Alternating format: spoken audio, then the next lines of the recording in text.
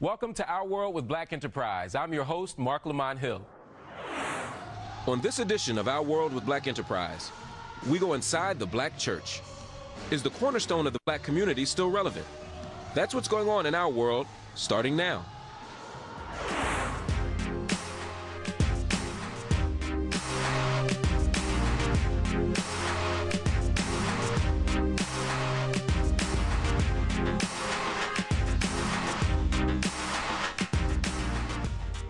For centuries, many considered the Black church a pillar of spirituality, culture, and politics. Now, megachurches are redesigning the landscape, gaining thousands of followers and collecting millions in tithes with what some are calling a gospel of prosperity. Critics argue that the church has lost its true purpose, with pastors appearing to trade their closeness with the community for political and sometimes personal influence. But is the church still relevant, or is it on life support?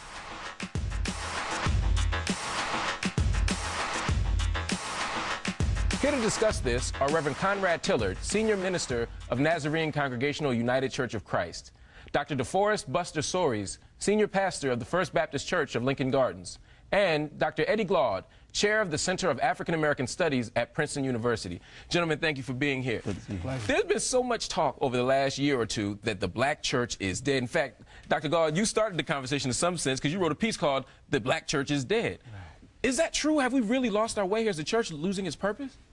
Well, I think that, we need to understand the church as a dynamic institution, that the phrase the Black church is really a myth, that there's always been Black churches, a differentiated religious landscape, Black folk we're human beings after all. They're conservative theologically, they're progressive theologically, they're in the middle theologically. So the idea of the Black church as this center of progressive political politics has to be, shall we say, decentered. Right, so we can understand exactly what Black religious folk are doing. And in these trying political times, that requires a little closer inspection. And so what I was trying to do was spark a conversation by being provocative. Well, he did that. That's something the Black church is known for doing. He started the conversation. He did. I have a slightly different take.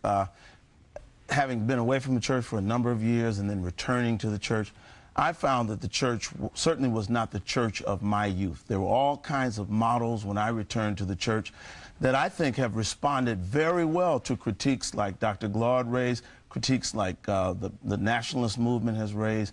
I think you have a number of models in the African-American church right now that give me hope. And in fact, I believe the African-American church is one of the most dynamic institutions in our society, especially with respect to African-American people. When you use the term the Black church, you're talking more symbol than you are structure. And that term conjures up an historical truth, and that is this, that at one point in our history, the institution of the church was the most powerful and significant institution in our community. It's where we voted before we had the right to vote. It's where we owned property when we couldn't own property. It's where we chose our own leaders. And to the professor's point, Black churches today generally no longer have the central kind of influence in America at large or African-American communities in particular that it once had. And I think, therefore, this conversation is critical because in Christian theology, resurrection follows death. But we can't be resurrected if we don't admit that we're dead. Who's more influential, Brother Mark? Oprah? Jay-Z? We can just start going down. Nobody more influential than Oprah right there. So when we begin to talk about the role of the Black church, or role of Black churches in the very life of communities, we need to understand that African-American communities are dynamic, that they're complex, and that complexity reflects in very interesting ways the material conditions under which Black folk live in their lives. Well, but I mean, Jay-Z is not representative of an institution. Barack Obama is catching hell today as an institution. It's not a viable and it's not an institution that's capable of producing anything. And they used to call me the hip hop minister. He was the hip hop minister. But let me point back. It's not capable of producing anything. Because some would argue that the same way that 2004 allowed Black churches to deliver votes to George Bush, the hip hop generation helped deliver votes to Barack Obama in 2008. The same kind of institution. So, Dr. Glaude, I mean, does the Black church still, and do black preachers still have the sway that they had 50 years ago, 60 years ago? Some do. Part of it has to do with this very complex field in which black churches exist in now, right? It's not like the only game in town. Right. Like it used to be back in the Right. day back home in Mississippi in the, Right. in the 30s and 40s. Well, I would clearly concede that point. Although I would argue that it never was the only game in town. Oh, I mean, Du agree. Bois was prominent. I'm sure Mom's Mabley was more popular than some preacher back in the day. absolutely. But You had the C.L. Franklins, you had the big figures who were sort of predominant, right? You did, but I want to make sure we're not engaged in historical revisionism. I mean, I remember Malcolm talking about polls where Dick Gregory and other entertainers were more popular than him. The point is that They were popular but let me just make in this. support of Dr. King. Well, Dick Gregory well- went down to Birmingham Right. to support Dr. King. Right. Harry Belafonte, Right. the Jay-Z of Right. his day, Right. marched with Dr. King. Right. If today, I'd have to march with Jay-Z. Right. But let me pick up on this idea of independent institutions, because right. one of the critiques of the black church right now is that it is no longer independent, that it's been co-opted. And many have. And Pastor Serge, I mean, you've taken this critique yourself in 2004. Well, I have. For instance, in my church, no politician speaks on Sunday morning. And there are churches that just fling their doors wide open on Sunday morning. If the mayor's running for office or the governor's running, then he gets center stage. In our church, if they don't stay for the whole service, I won't even call their name. We are in a position to independently decide what political positions we will take, what political arrangements we will have.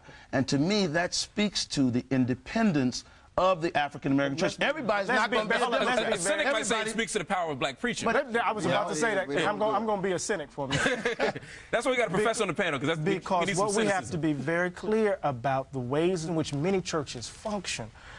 They don't cultivate a kind of democratic space for everyday, ordinary folk to engage in the kinds of exchanges requisite for them to make intelligent decisions. Now, that's just true. What he's saying is true. Part of what I want to say, disagree with part of what I want to say is that when we talk about I think you're right in arguing that this is an independent institution with ostensibly its own revenue streams. Right. Right? Which is important. But we need to understand that it exists within an environment that exacts pressure on it. And for us to assume that the black church is going to function the same way that it functioned in the context of the mid-19th century, that's going to function in the same way in the context of the Great Migration, that it's going to function in the same way in the context of the Civil Rights Movement and the Black Power Movement, and it's going to function in the same way in the context of late capitalism, we're living in an illusion. Now, and so we got to understand how to move this institution to its next phase. And let's really unpack what independent means. You can be independent financially and dependent psychologically and emotionally. And many of us have a greater loyalty to Pharaoh than we do to the people that we're supposed to be leading away from Pharaoh. Gentlemen, hold that thought. We'll be right back. My pastor then becomes my vicarious wealth. And so if my pastor is very wealthy, then one day if I keep giving him my financial seeds, then I'll get what he has. wealthy too.